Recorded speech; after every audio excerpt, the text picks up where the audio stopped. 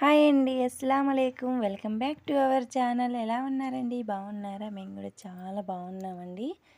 ఇవాళ Sunday special ఇఫ్తార్కి special వచ్చేసి మటన్ బిర్యానీ అయితే చేస్తున్నానండి. టేస్ట్ చాలా బాగుంటుంది. సో నా స్టైల్లో నేను ఎలా చేస్తాననేది మీకు చూపిస్తాను, చూసేయండి. వీడియోని ఎక్కడ స్కిప్ చేయొద్దండి. వీడియోని ఎండ్ వరకు చూడండి.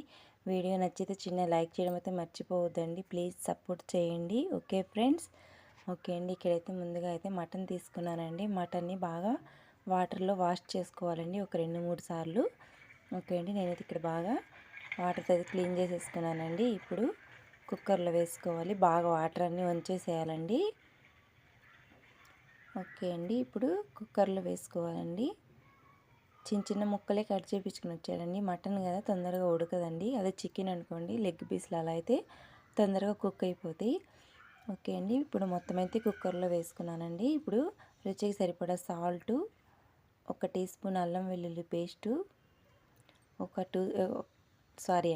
ఒక స్పూను పసుపు వేసుకుంటున్నాను.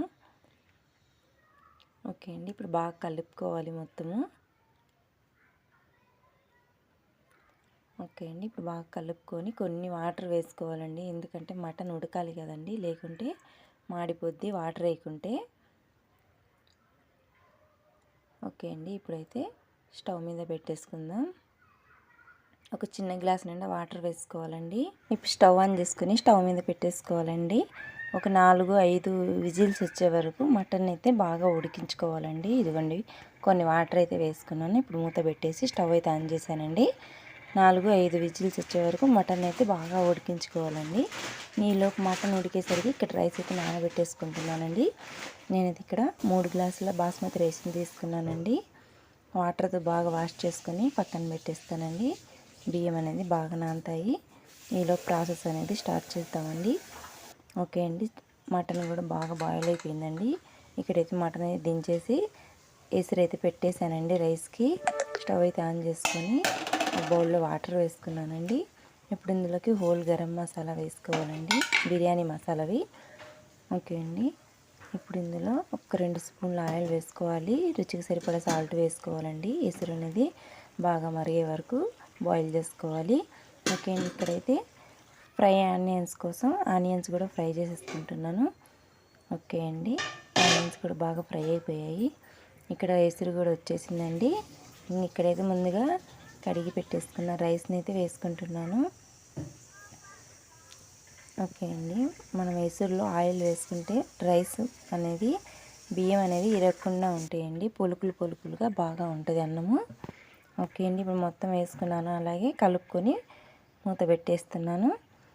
ఓకే అండి. ఈలోపు అయితే ప్రాసెస్ అయితే స్టార్ట్ చేయాలండి.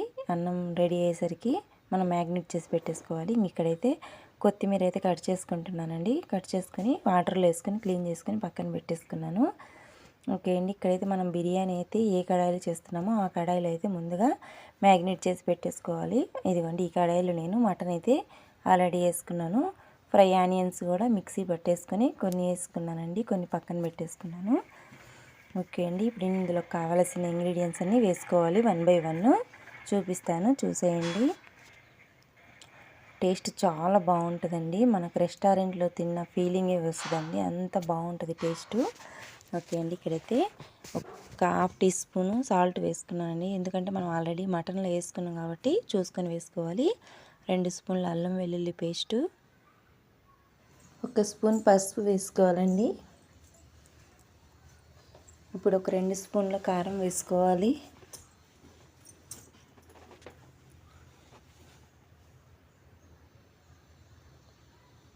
ఓకే అండి. ఇప్పుడైతే బిర్యానీ మసాలా వేసుకోవాలండి. ఒక 2 టేబుల్ స్పూన్ల బిర్యానీ మసాలా వేసుకున్నాను.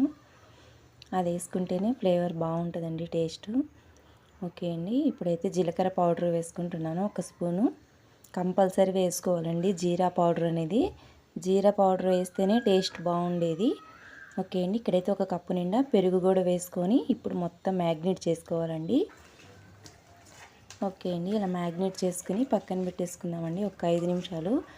మనం ముందుగా ఆనియన్స్ వేయించుకున్నాం కదండి, ఆ ఆయిల్ ఉందండి. ఇప్పుడు ఇందులోకి అయితే వేసేసుకొని పక్కనైతే పెట్టేసుకుందాం. ఈ లోపైతే రైస్ అయితే రెడీ అయిపోయింది చూడండి. ఒక 90% రైస్ని కుక్ చేసుకోవాలండి. 10% దమ్ వదిలేస్తే రెడీ అయిపోద్ది. ఓకే అండి, ఇక్కడైతే ముందుగా మ్యాగ్నేట్ చేసుకున్న మటన్ పైన మనం ఉడికించుకున్న రైస్ని వేసుకోవాలండి. వాటర్ అనేది రాకుండా వేసుకోవాలండి. రైస్ ఉడికిన తర్వాత స్టెయినర్లో వేసుకొని ఆ రైస్ని వేసుకోవాలి. ఓకే అండి, ఇక్కడైతే స్టవ్ అయితే ఆన్ చేసుకొని సిమ్ మీద అయితే పెట్టేసుకున్నానండి. ఇక్కడైతే పైన కొత్తిమీర, ఫ్రై ఆనియన్స్, ఫుడ్ కలర్ వేసానండి. ఒక 2 టేబుల్ స్పూన్ల నెయ్యి వేసుకోవాలండి. నెయ్యి వేసుకుంటే టేస్ట్ చాలా బాగుంటుంది. ప్రాసెస్ అయితే ఇదేనండి, కాకుండా చెప్పడం మాకు సరిగ్గా రావట్లేదు అంతే. ఓకే అండి, ఇక్కడైతే అన్నీ వేసుకున్న తర్వాత పైన ప్లేట్ పెట్టేశానండి. దానిపైన వాటర్ వేసుకొని పెట్టేశాను బౌల్లో. ఒక 10-15 నిమిషాలకి దమ్ అయితే రెడీ అయిపోద్దండి. ఓకే చూడండి, రైస్ అయితే రెడీ అయిపోయిందండి. వేడి వేడి మటన్ బిర్యానీ చూడండి అసలు ఎంత కలర్ఫుల్గా ఉందో. తొందరగా అయిపోద్దండి, ఎందుకంటే ఆల్రెడీ మనం మటన్ కుక్ చేసుకున్నాము, రైస్ 90% ఉడికించుకున్నాం కాబట్టి తొందరగానే అయిపోద్ది. బిర్యానీలోకి కాంబినేషన్ వచ్చేసి పెరుగు రైతా చేశానండి. టేస్ట్ చాలా బాగుంటుంది. ఇంకేం కర్రీస్ ఏం అనలేదండి, అచ్చం దాంతో తినొచ్చు. ఓకే అండి, ఇక్కడైతే నేను ఒక పెద్ద గిన్నెలోకి అయితే వేసేసుకుంటున్నాను, కలుపుకోవడానికి చాలా ఈజీగా ఉంటుందని. ఓకే చూడండి, వేడి వేడి మటన్ బిర్యానీ అయితే రెడీ అయిపోయింది. టేస్ట్ చాలా బాగుంటుందండి. వీడియో నచ్చితే మీకు లైక్ చేయడం అయితే మర్చిపోవద్దండి. చాలా సింపుల్ ప్రాసెస్ అండి, ఎవరైనా చేసుకోవచ్చు ఇంట్లోనే ఈజీగా. ఓకే అండి, చూడండి వేడి వేడి మటన్ బిర్యానీ అయితే రెడీ అయిపోయిందండి. వీడియో నచ్చితే లైక్ చేయండి, షేర్ చేయండి, సబ్స్క్రైబ్.